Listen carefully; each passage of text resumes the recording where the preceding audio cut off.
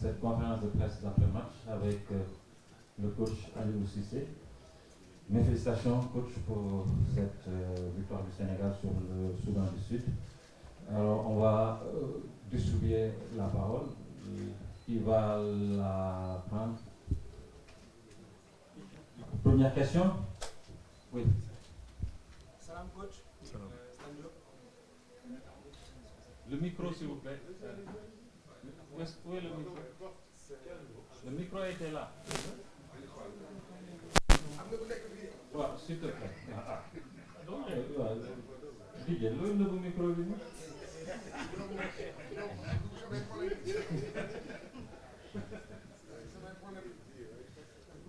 Salam, coach. Stan Diop,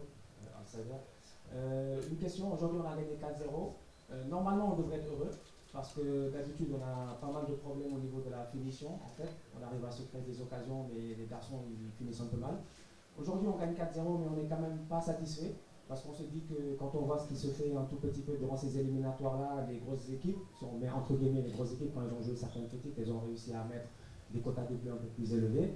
Est-ce que vous avez une explication par rapport à certains ratés, certaines occasions? Est-ce que c'est parce que vous avez un match mardi et les jeunes n'ont pas voulu trop pousser? Ou est-ce que c'est juste pas mal d'améliorations sur lesquelles il faut travailler pour essayer de pouvoir vraiment, j'ai envie de dire, marcher sur l'adversaire, mais tout en maintenant un respect qui est important? C'est une bonne question.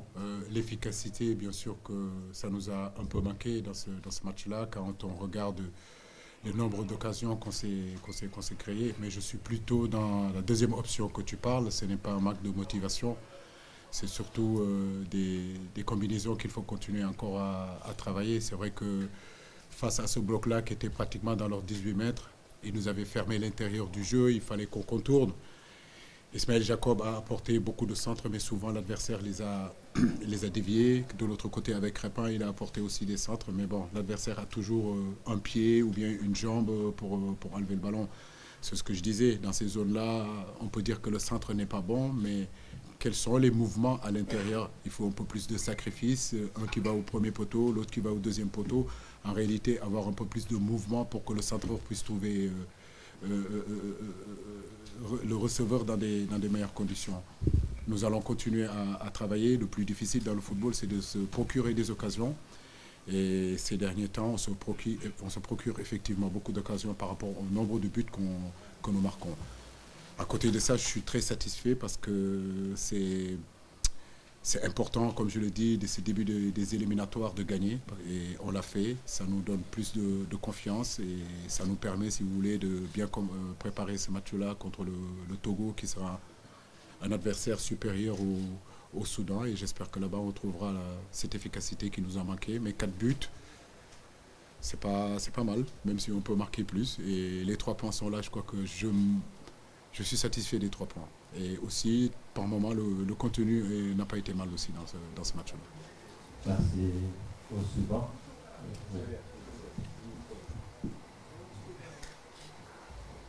Merci Kara, bonsoir coach. Moi je vais m'intéresser un peu par rapport à l'arbitrage, peut-être bientôt la CAN. Je pense que peut-être il y a des soucis à se faire si on voit un match qui n'a pas vraiment de pression. L'arbitre qui manque peut-être de siffler de penalty net, une action où on pouvait sanctionner le gardien de but, rien ne s'est passé. Est-ce qu'il n'y a pas, surtout qu'en Afrique, surtout, on voit souvent des sélectionneurs, récemment il y avait Belmadi qui ont un peu défié l'arbitrage africain. Est-ce qu'il y a des soucis à se faire à ce niveau, sachant que c'est un problème qui revient souvent? Merci. C'est une bonne question, mais je vais mesurer mes paroles avec l'arbitrage, parce que je pense que si je commence à parler de tout ce qui se passe dans l'arbitrage sur le continent africain, je risque d'être suspendu. Mais sur ce match-là aujourd'hui, à mon avis, il doit avoir carton rouge. Et sur le but de Habib, je ne suis pas sûr qu'il est hors-jeu. Il faut que je regarde les images. Ce que je peux dire seulement, je le dis, je le répète encore, le football africain est en train de se développer, les joueurs sont en train de se développer, nos États aujourd'hui sont en train de mettre en place les infrastructures adéquates pour que ce football africain continue à se développer. C'est un processus aussi au niveau des arbitres. Pour moi, les arbitres, on doit les aider aussi, on doit les accompagner. Pour moi, les arbitres sont seuls. Donc, il est important que la CAF continue à accompagner ses arbitres. Moi, je ne suis pas seul, j'ai mon staff. Les joueurs ne sont pas seuls, ils ont leurs coéquipiers qui sont là et puis ils ont leur staff. Depuis 8 ans que je suis ici, partout où je vais, il faut voir les arbitres. Ils sont dans leurs hôtels seuls, ils sont dans les vestiaires seuls. Il n'y a personne aujourd'hui qui est capable de les accompagner. Imaginez-vous, ces arbitres-là, ils viennent du Lesotho, c'est des anglophones, ils arrivent dans un pays qui est francophone, dans quelles conditions ils sont là.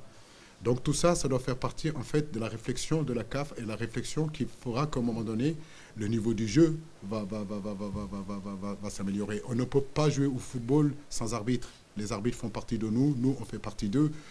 Donc nous devons à un moment donné les aider, les mettre dans des meilleures conditions. Aujourd'hui, quel est le statut de l'arbitre ? On peut se la poser aujourd'hui sur le continent africain. Il y a combien d'arbitres aujourd'hui qui sont cooptés, qui sont payés, qui sont rémunérés ? Et je pense qu'aujourd'hui, voilà, c'est tout ce travail-là que la CAF doit regarder encore en profondeur. Parce que, comme je l'ai dit, depuis 8 ans que je suis ici, si vous répertoriez et que vous regardez rien que ces éliminatoires-là de la CAN, ben écoutez, les erreurs d'arbitrage, il y en a eu partout sur le continent africain. Ce n'est pas seulement que ce soit, mais partout où vous allez, il y a eu des matchs, en dehors même des matchs du Sénégal.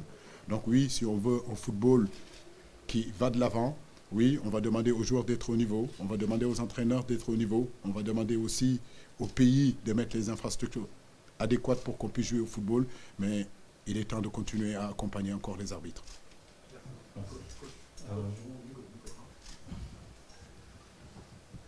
C'est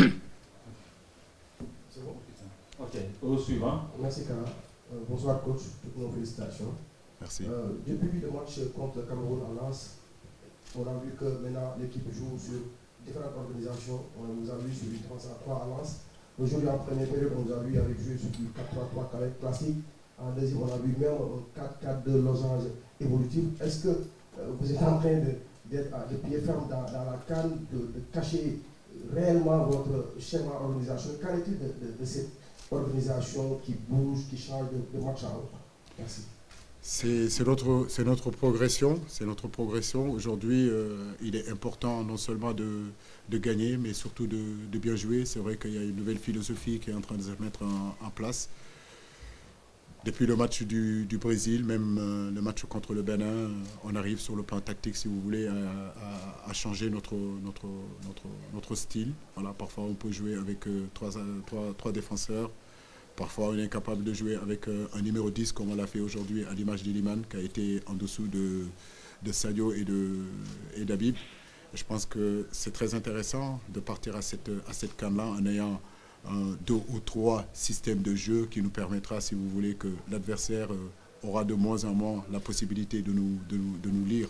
Mais je crois que ce qui est important, c'est surtout cette animation-là, l'expliquer à nos garçons sur le plan théorique, mais surtout sur le plan pratique aussi. J'ai vu de très très très bonnes choses par rapport aux consignes, par rapport à notre philosophie de jeu, par rapport à notre plan de jeu. Tout ce qu'on a travaillé pratiquement toute la semaine là, je l'ai vu. Et je pense qu'il faut qu'on continue. C'est vrai que le système qu'on a joué à Lens est différent du système qu'on a joué aujourd'hui. Celui qu'on a joué aujourd'hui est différent aussi de celui qu'on a joué contre le Brésil. En réalité, avec les joueurs intelligents qu'on a, ils sont capables de s'adapter et donner de bons résultats. Il faut qu'on continue comme ça. Merci. Une autre question? Oui, Adia. Bonsoir coach, félicitations. Je vais surfer sur la question de Malan. Face au Cameroun, vous avez dit que vous avez touché à 25% de ce que vous voulez. Alors juste après cette rencontre face à M. Trouga, vous en êtes à quel niveau au niveau de ce pourcentage-là, sur le plan technique, sur le plan de l'organisation? Autre chose, c'était quoi la difficulté face à un adversaire qui est peut-être moins coté que le Sénégal? C'était quoi la difficulté de cette rencontre? C'est des matchs difficiles à préparer, croyez-moi, ça n'a pas été facile parce que c'est une équipe qui a perdu son entraîneur déjà. À partir de là, il y a un nouveau entraîneur qui arrive. Est-ce qu'il joue? C'est une équipe qui a toujours eu l'habitude de jouer à 5 derrière. Ils ont joué tous les matchs qu'on les a regardés. Ils ont joué une défense à 5. Mais on sait que depuis Madagascar, il a l'habitude de jouer à 4. Ils sont arrivés à 4. Donc des matchs où vous jouez contre des équipes que vous ne maîtrisez pas, que vous ne connaissez pas. En réalité, quand vous jouez les grandes équipes, vous connaissez les individualités. La difficulté dans ces matchs-là, c'est que voilà, vous allez vers l'inconnu. Et c'est au jour. Et en réalité, le jour du match, peut-être que vous pouvez voir vraiment, véritablement, ce que l'adversaire peut vous apporter. Mais aujourd'hui, ils nous ont amené un système à 4 en première mi-temps. En deuxième mi-temps, ils ont changé. Ils sont passés à 5.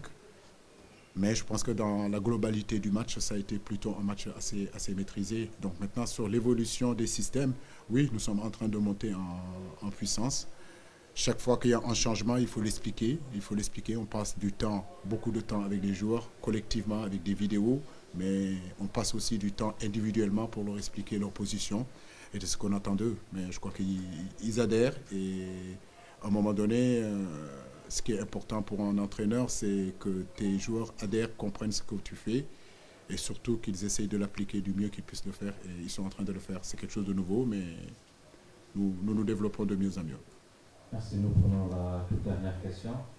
S'il n'y en a pas, nous vous remercions d'avoir été là. Il y en a? Oui.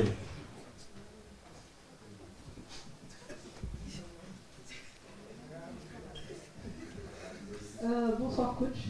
Alors j'ai fait un peu mes devoirs et je me suis rendu compte que pratiquement sur les éliminatoires de la CAN, Pape Matar Sarr a joué pratiquement tous vos matchs. Et aujourd'hui on voit qu'il prend de plus en plus de place dans votre équipe. Aujourd'hui par exemple par rapport à sa prestation, comment vous l'appréciez? Il y a aussi un néophyte qui a fait sa première titularisation, en l'occurrence Lamine Camara. Finalement, lui aussi, comment vous appréciez sa prestation? Est-ce qu'on ne risque pas, là encore, d'avoir un bouchon dans ce milieu de terrain, puisqu'on voit qu'il y a beaucoup de qualité dans cet espace de jeu? Merci. La qualité, c'est important, c'est bien. Il vaut mieux en avoir que ne pas en avoir. Je crois qu'aujourd'hui, je vais louer pratiquement la prestation de l'équipe dans son ensemble. Mais je vous le dis, je vous le répète, que ce soit Ismaïla Sarr quand il est arrivé, rappelez-vous, notre façon de manager, c'est laisser ces jeunes-là arriver. Ismaïla, quand il est arrivé, il n'a pas joué de suite. Petit à petit, il s'est installé dans cette équipe-là pour devenir titulaire.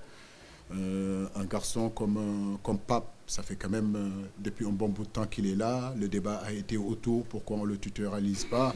Mais je dis, c'est une étape. Aujourd'hui, c'est vrai que depuis quelque temps, il s'installe. Mais ça coïncide aussi aux performances qu'il fait aussi avec son club Tottenham. Donc forcément, il prend un peu plus d'envergure.